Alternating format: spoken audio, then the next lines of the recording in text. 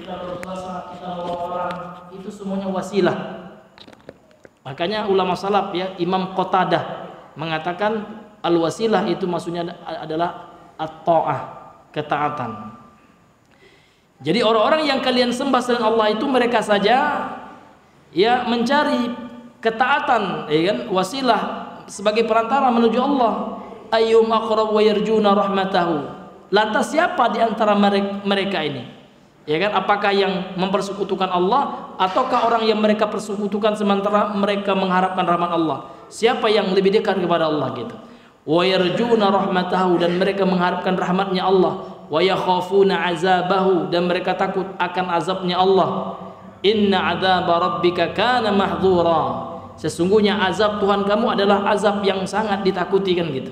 Yang sangat diwanti-wanti, yang sangat harus kita jaga. Kita mawas diri daripada azab Allah Subhanahu wa taala tersebut ya. Kemudian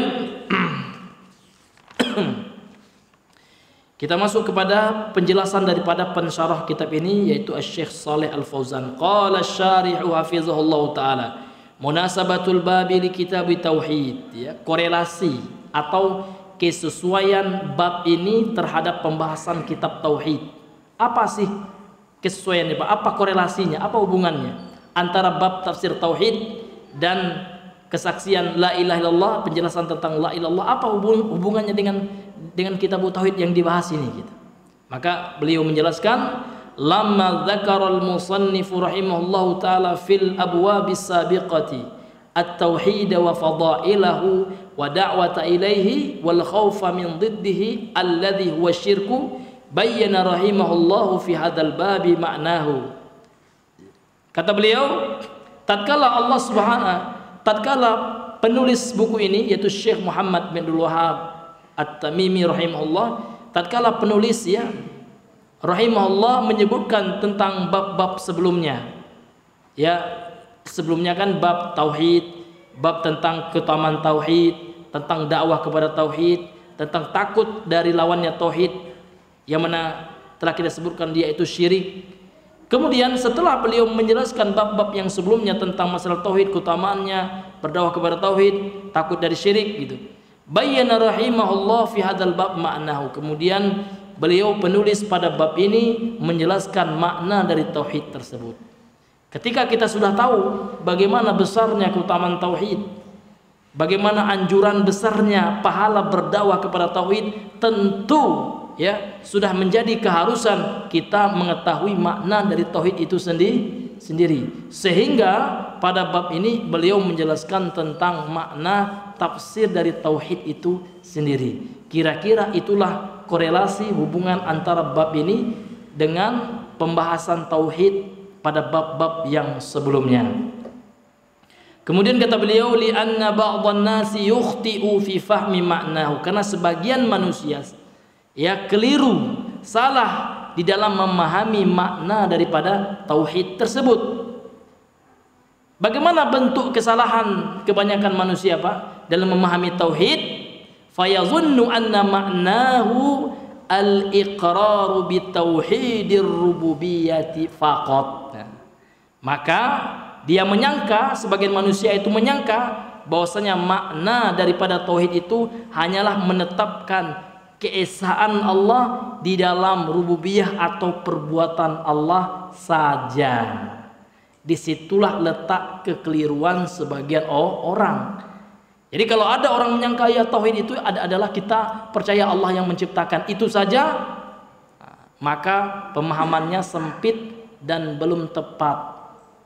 Apa alasannya, Pak Ustadz? Alasannya ternyata apabila ditanya orang-orang kafir Quraisy pada zaman Nabi, man khalaqas samawati wal ard, siapa yang telah menciptakan langit dan bumi? Lantas mereka menjawab Allah. Artinya keimanan, keyakinan, kepercayaan bahwasanya tauhid itu hanya sebatas percaya kepada Allah itu tok, ya kan? Maka pemahaman tauhidnya belum benar. Kenapa? Karena ternyata orang-orang sebelum kita, kafir Quraisy di zaman Nabi sallallahu alaihi wasallam, mereka juga percaya dengan hal ini. Sebagaimana yang dikatakan oleh Ibnu Abbas, ya, ketika mentafsirkan firman Allah tentang kemusyrikan orang-orang dahulu, maka Ibnu Abbas radhiyallahu anhu mengatakan min imanihim, ya, di antara keimanan orang-orang musyrik zaman Nabi itu, mereka percaya iza su'ilu, gitu, apabila mereka ditanya siapa yang menciptakan langit dan bumi, maka di antara keimanan mereka percaya adalah Allah. Seperti itu hadirin yang dimuliakan oleh Allah. Itulah bentuk kesalahan orang dalam memahami tauhid, hanya membatasi tauhid itu pada tauhid rububiyah saja. Apa itu rububiyah? Diambil dari kata Rabb. Rabb itu artinya yang menciptakan, yang memelihara, dan ini termasuk perbuatan Allah. Sehingga sebagian ulama memberikan istilah dengan ungkapan tauhidul af'al. Tauhid mengesahkan Allah dalam sisi perbuatan Allah saja. Bagaimana perbuatan Allah? Allah yang menciptakan, Allah yang mengatur alam semesta, Allah yang menghidupkan dan yang mematikan, Allah yang memberikan rezeki, Allah yang menentukan jodoh seseorang, yang berhubungan dengan perbuatan Allah semuanya. Itu dikatakan dengan istilah tauhid ar-rububiyah, atau sebagian ulama ada ungkapan mereka tauhidul af'al. Af'al itu jamak dari fi'il. Fi'il itu artinya perbuatan, gitu. Inilah hadirin yang dimuliakan oleh Allah Subhanahu wa taala. Jadi kalau tauhid itu hanya sekedar tahu Allah yang menciptakan, iblis juga tahu, Pak. Iblis juga percaya kalau seandainya dia yang menciptakannya Allah. Kenapa? Karena iblis protes. Kenapa mesti sujud kepada Adam? Khalaqtani min nar, gitu. Engkau telah ciptakan aku dari api, ya Allah. Percaya iblis, Allah yang menciptakan dia, kan itu. Sehingga kalau ada orang ateis hari ini lebih bahaya dari iblis. Iblis saja angkat tangan, gitu. Iya, ini lebih parah dari aku ini, kata iblis, ya. Ateis ini lebih parah ini, katanya. Iya. Yang nggak percaya sama Tuhan sama kan orang bodoh, katanya. Orang nggak percaya sama Tuhan itu orang bodoh. Einstein saja walaupun dia kafir tetap masih percaya dengan Tuhan, gitu. Iya. Ternyata Einstein, saya pernah baca di biografinya, orang Yahudi, gitu. Iya, yang IQ-nya tinggi itu, ya, yang ahli fisika, ya. Iya. Ya, dia saja percaya sama Tuhan. Jadi yang nggak percaya sama Tuhan itu memang orang-orang bodoh aja. Ya, walaupun terkadang mengaku punya otak, kan gitu. Ya. Namun otak tidak digunakan, gitu, ya, tidak ditempatkan di posisinya, Pak. Sehingga tidak bisa memahami tentang Tuhan. Ini hadirin yang dimuliakan oleh Allah Subhanahu wa taala. Kalau orang ateis sangat marah, Pak, sangat geram dia. Kalau kita kaitkan bencana alam itu dengan Tuhan, sangat geram dia. Itu azab Allah tuh, marah kali. Dikit-dikit tuh agama, katanya. Itu mabuk agama itu orang, ya. Itu ciri-ciri ateis komunis, Pak. Ya. Mereka menggelari orang-orang beriman dengan mabuk, ya, agama, sebagaimana orang-orang kafir Quraisy dahulu, ya, menggelari Nabi Muhammad sebagai, ya, sebagai penyihir, gitu, ya. Ya, tukang bohong, kan gitu. Demikian juga orang ateis sekarang, yang mana mereka nggak peduli dengan agama, ya. Nauzubillahi min zalik. Sebenarnya orang ateis nggak bisa tinggal di Indonesia. Kenapa? Karena melanggar falsafah negara Indonesia yang berketuhanan yang Maha Esa. Ya, jadi orang ateis, ya, harus buat negara sendiri, gitu, ya. Ya, kalau ingin menjadi penduduk negara Indonesia, ya mestilah dia beragama, kan gitu. Kemudian kata beliau, wa hadza laisa wal muradu bitauhid. Jadi percaya kepada tauhid rububiyah saja, menetapkan Allah, meyakini tauhid itu hanyalah percaya Allah menciptakan, itu saja, percaya kepada Allah saja.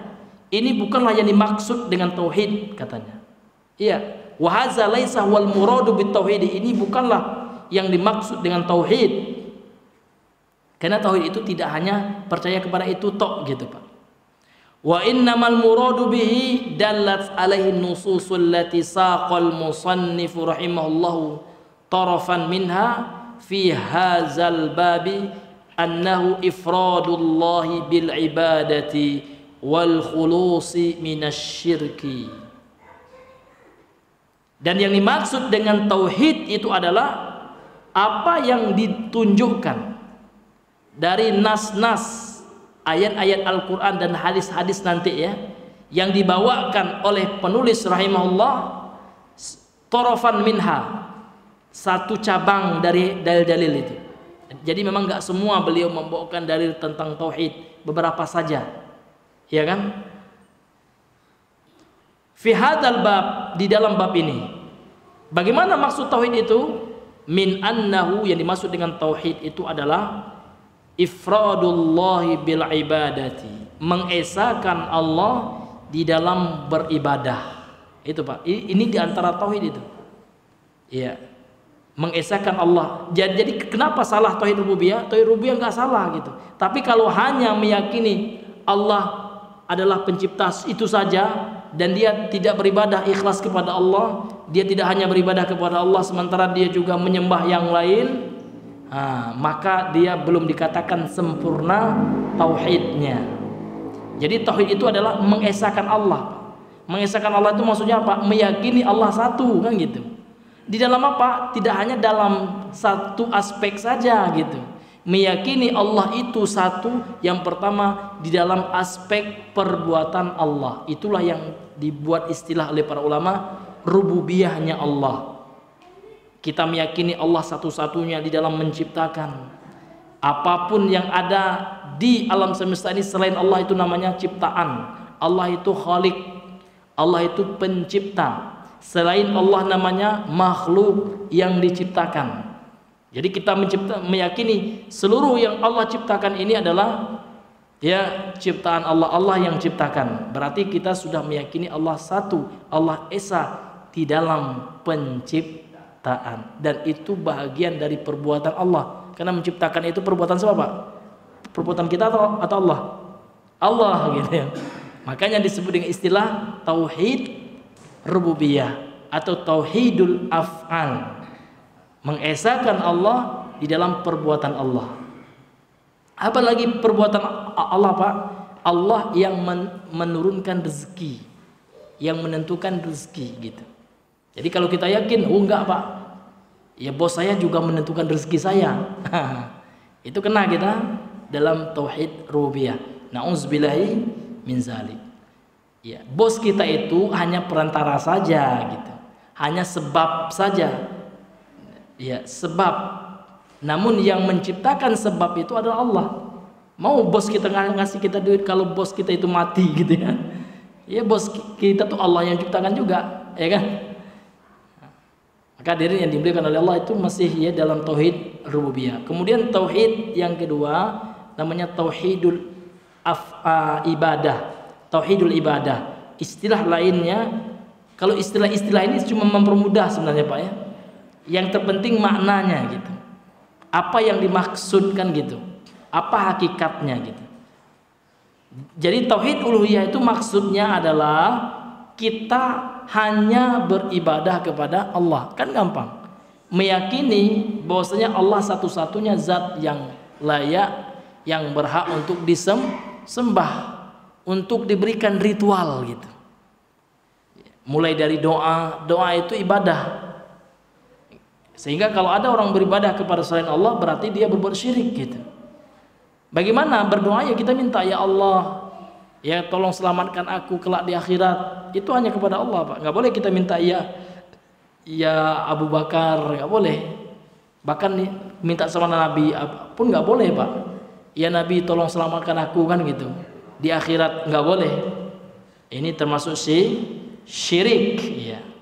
Apalagi semua jenis ibadah, sholatkah itu, puasakah itu, semua jenis ibadah, maka ketika kita berikan kepada selain Allah, maka itulah yang disebut dengan syirik dalam peribadahan. Apapun jenis ibadahnya Pak ya. Kemudian yang ketiga, mentauhidkan Allah, mengesahkan Allah di dalam nama-nama dan sifatnya Allah. Jadi bagaimana cara kita mengesahkan Allah dalam nama-nama Allah? Ya kita menetapkan nama bagi Allah sebagaimana Allah yang tetapkan sendiri, atau yang ditetapkan oleh Rasulnya, karena Rasul itu berkata-kata menyampaikan sesuatu bukan dari hawa nafsu, karena yang disampaikan oleh Rasul adalah wahyu Allah ya. Hadis itu wahyu Allah Pak. namun dia wahyu Allah yang bukan Al-Qur'an, kan gitu. Karena wahyu Allah itu kan ada dua, Al-Qur'an dan hadis. Ya. Hadis Nabi SAW itu termasuk wahyu. Ya, ini hadirin yang dimuliakan Allah. Jadi kalau ada hadis Nabi berbicara tentang masalah hari kiamat, berbicara tentang yang akan datang, ya kan, di masa-masa yang akan datang yang belum terjadi, namun Nabi sudah berbicara dan itu termaktub dalam hadis sahih, gitu Pak. Maka ini wahyu Allah Subhanahu Wa Taala. Gitu. Karena Rasul itu diberikan yang semisal dengan Al-Quran. Ya, sering kami sampaikan hadisnya. Rasul bersabda, hadis riwayat Imam Ahmad, inni utitul Qur'ana wa mislahu ma'ahu, gitu. Sesungguhnya aku diberikan Al-Quran dan yang semisal dengannya bersamaan, gitu. Itu adalah hadis, gitu. Makanya dalam Al-Quran banyak diberikan ungkapan hikmah, wal hikmata, kan gitu, dan hikmah. Gitu. Jadi hikmah itu adalah sunnah Nabi Sallallahu Alaihi Wasallam, penjelas daripada Al-Quran. Maka orang-orang yang hanya percaya kepada Al-Quran, maka ini sesat juga, Pak. Kenapa? Karena banyak penjelasan Al-Quran yang butuh diberikan tafsilannya, perinciannya. Terkadang Al-Quran hanya memerintahkan sesuatu yang sifatnya global, yang sifatnya umum, butuh dirincikan. Yang merincikan itu hadis. Contoh, Al-Quran mengatakan wa aqimis shalah,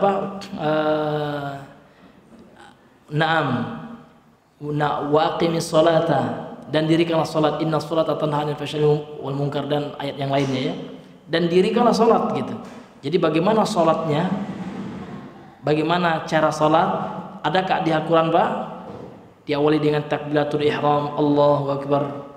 Kemudian setelah itu membaca doa iftitah, membaca Al-Fatihah, membaca surat pendek. Ada di Al-Quran, Pak? Nggak ada, gitu ya. Maka butuhlah kepada sunnah Nabi sallallahu alaihi wasallam. Hadis bagian dari sunnah. Karena sunnah itu apa pengertiannya, Ki? Segala sesuatu yang disandarkan kepada Nabi, baik berupa perkataan ataupun ucapan, perbuatan, dan ketetapan.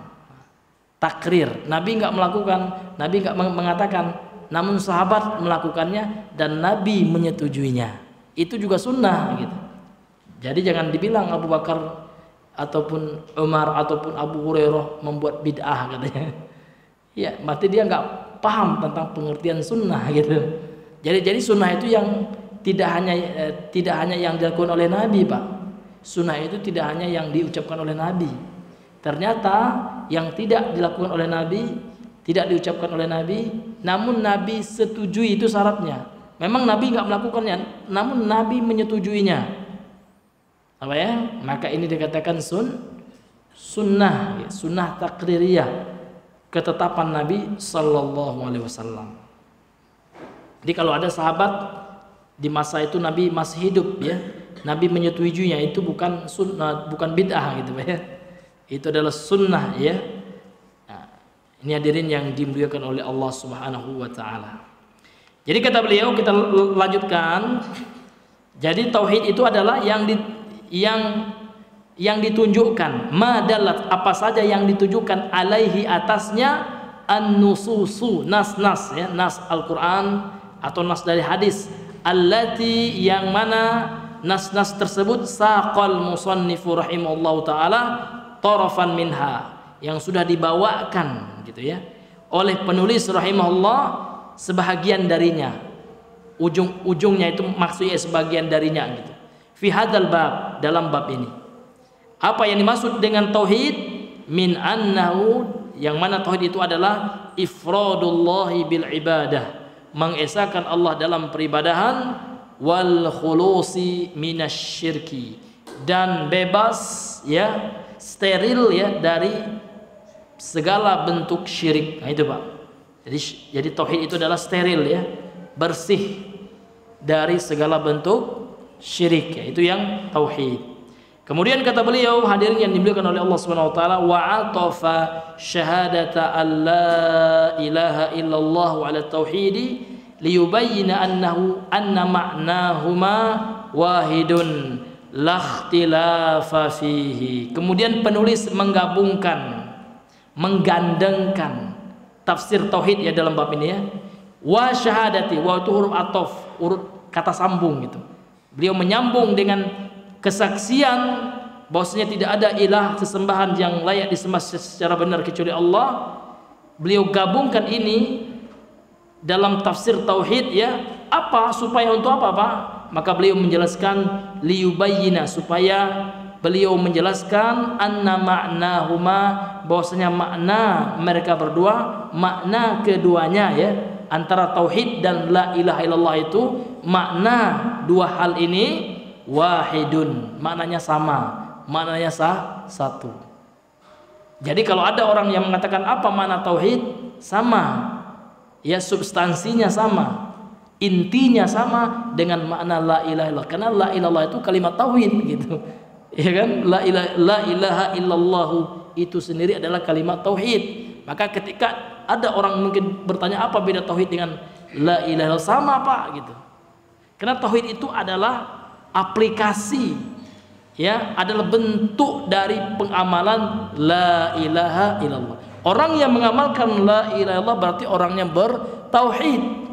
Orang yang melakukan syirik berarti dia tidak mengamalkan la ilaha illallah itu. Jadi sama apa ya? La ikhtilafa fihi, tidak ada perbedaan di dalamnya, yakni di dalam makna tauhid dan la ilaha illallah tersebut enggak ada perbedaan, sama Pak. Kemudian beliau menjelaskan kepada kita ya, makna kata, makna perkata dari ayat dalil yang dibawakan oleh penulis kitab ini, yakni surah Al-Isra ayat 57 tadi, bukan 56 Bang ya, ayat 57. Ulaikal ladzina yad'una, mereka orang-orang ya yang kalian ya, yang mereka sembah gitu ya, yang mereka persekutukan, yang mereka seru selain Allah. Jadi yad'una, apa arti yad'una? Itu yang beliau jelaskan. Yad'una, mereka menyeru gitu. Bisa juga dia diartikan kalau terjemahannya mereka berdoa gitu. Yaitu yad'unahum, mereka menyeru mereka, berdoa kepada mereka, yakni kepada sekutu selain Allah, kepada sesuatu yang mereka persekutukan Allah dengannya. Jadi mereka orang-orang musyrik ini, mereka di sini kan orang musyrik maksudnya. Jadi orang musyrik itu menyeru, berdoa kepada orang-orang yang mereka persekutukan dengan Allah. Itu maksudnya. Yad'unahum, mereka menyeru mereka, menyembah mereka, memberikan doa kepada mereka, min dunillahi, dari selain Allah. Jadi yang dipersekutukan dari sebelum Allah itu banyak ya Pak ya. Orang-orang musyrik itu banyak yang mereka sembah selain Allah, yang mereka persekutukan Allah dengannya itu banyak. Wahumul malaikah, dan diantara mereka yang disembah oleh orang-orang musyrik itu adalah para malaikat gitu. Wal anbiya, dan para nabi. Wal anbiya'u gitu ya, dan para nabi ya, bisa juga dibaca wal anbiya'a ya sebagai maf'ul bih ya. Wal anbiya'a, para nabi. Was-salihina, dan orang-orang saleh. Itu yang mereka persekutukan Allah dengannya. Wa ghairahum, dan yang selain mereka.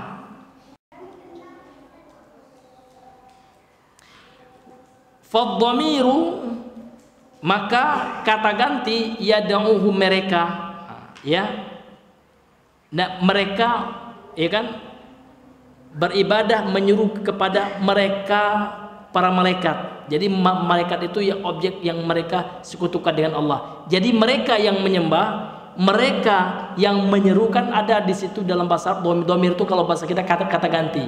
Ya kan, kata ganti mereka, karena yad'una itu mereka menyeru gitu ya. Raji'un ilal kufari, jadi kata gantinya adalah pelaku ya, fa'ilnya, pelakunya pada kata fi yad'una, pada fi'il mudhari ya, yad'una ini kembali kepada orang kafir. Jadi orang kafir Quraisy ini. Jadi yad'una ulaikal ladzina yad'una, ya kan, yad'una mereka menyeru, mereka beribadah atau menyembah kepada selain Allah. Jadi mereka ini kembali kepada siapa, Pak? Kembali kepada siapa? Orang musyrik, orang kafir Quraisy. Kemudian yabtaghuna ila rabbihimul wasilah, yabtaghuna ay yatlubuna,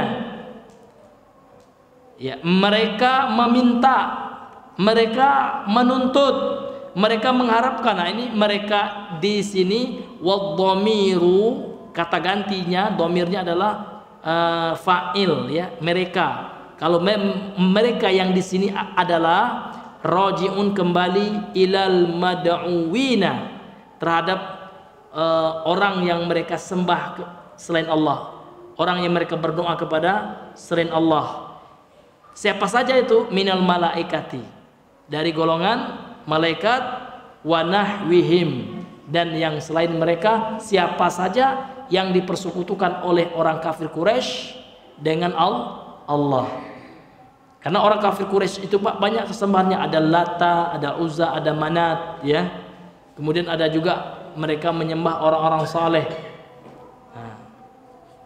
Dan banyak ya Tuhan-Tuhan yang mereka persekutukan dengan Allah, sesembahan-sesembahan mereka, sehingga dalam Al-Quran ilah mereka itu banyak, sehingga hanya diungkapkan oleh Allah dalam Al-Quran dengan bentuk alihah, alihatun. Alihah itu jamak ya, dari ilah, artinya yang mereka sembah itu adalah banyak.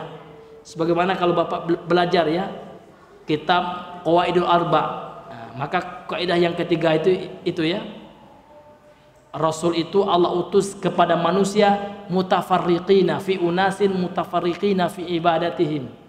Rasul itu diutus kepada sekelompok manusia, kaum yang banyak yang mereka sembah, mutafarriqi, berbeda-beda ya kan, Tuhan, sesembahan yang mereka sembah selain Allah.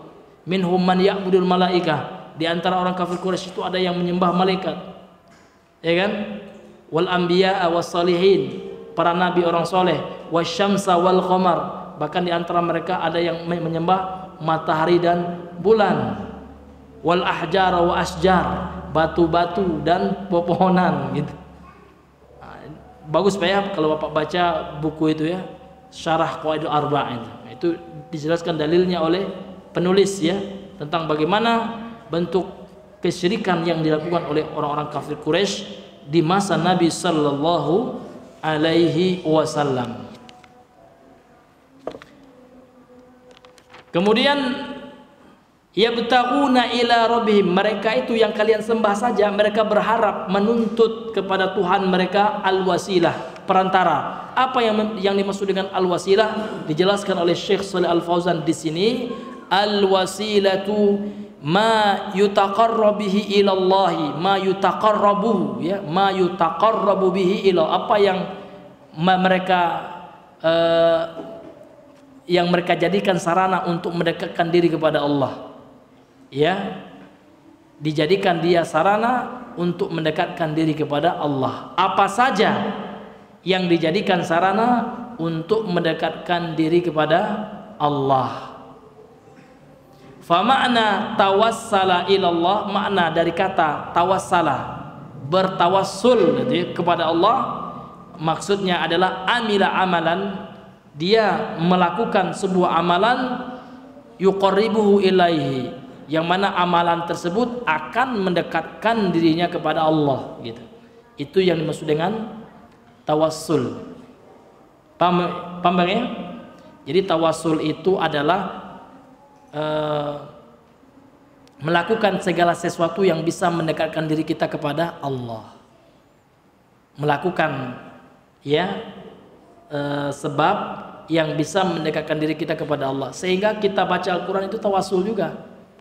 Karena tatkala kita baca Al-Quran, kita pingin dengan baca Al-Quran kita dekat dengan Allah. Iya nggak Pak? Iya. Sehingga ada tawasul yang disyariatkan, ada tawasul yang yang syirik. Karena kalau ada orang meyakini, ya kenapa Bapak ya nyium kubur orang soleh itu ya, bertabaruk dengan kubur orang soleh itu supaya mendekatkan diri kami kepada Allah, katanya. Iya. Sama dengan orang-orang kafir Quraisy dahulu. Kenapa kalian menyembah Lata Uzza itu? Kenapa kalian berdoa kepada Lata Uzza? Kalian menyembelihnya? Apakah kalian menyembahnya? Maka mereka menjawab apa Pak? Ma na'buduhum. Kami tidaklah menyembah mereka, patung-patung itu, illa liyuqarribuna ilallahi zulfa. Surah Az-Zumar ayat yang berapa hari? Ayat yang ketiga. Tidaklah kami menyembah patung-patung itu, kata orang kafir Quraisy, melainkan kami meyakini dia akan patung-patung itu akan mendekatkan kami kepada Allah sedekat-dekatnya. Tawasul juga ternyata orang kafir Quraisy. Namun tawasul yang syirik gitu Pak. Ya, jadi tawasul yang dibenarkan apa? Tawasul yang ada dalilnya. Kita bertawasul dengan nama-nama Allah, ada dalilnya. Walillahi al-asmaul husna. Allah memiliki nama-nama yang baik. Fada'uhu biha. Jelas sekali. Maka berdoalah kepada Allah biha, dengannya. Yakni dengannya ini kembali kepada siapa Pak? Asmaul husna itu. Boleh dijadikan perantara untuk berdoa kepada Allah. Allahumma ya Razzaq urzuqni, boleh. Ya. Allahumma ya Rahman irhamni. Ya Allah yang Maha Pengasih, kasihanilah aku, boleh. Gitu. Namun yang tidak boleh itu Pak, bertawasul sama orang yang sudah meninggal. Karena orang kafir Quraisy lakukan itu juga rupanya. Karena Lata itu disebutkan di antara tafsirnya adalah orang yang dahulunya soleh, ya Pak ya, orang yang tinggal di Mekah waktu musim haji. Ini sebelum Nabi ini ya, sebelum Nabi jadi Rasul ya. Ya kemudian Lata ini suka membuat adonan kue yang dia buat kue ya kan, kemudian dikasih kepada jamaah haji waktu itu. Nah, karena memang tradisi haji atau syariat haji ya afwan ya, bukan tradisi ya, syariat haji itu Pak, itu sudah ada ya kan semenjak Nabi Ibrahim sudah ada gitu Pak ya. Namun memang pelaksanaannya syariatnya tentu ada perbedaan dengan syariat Nabi kita Muhammad SAW. Jadi ada nama patung yang disembah orang kafir Quraisy itu Pak, yang mana patung itu adalah simbol saja. Simbol dari seorang yang soleh di masanya, orang soleh, ya kan?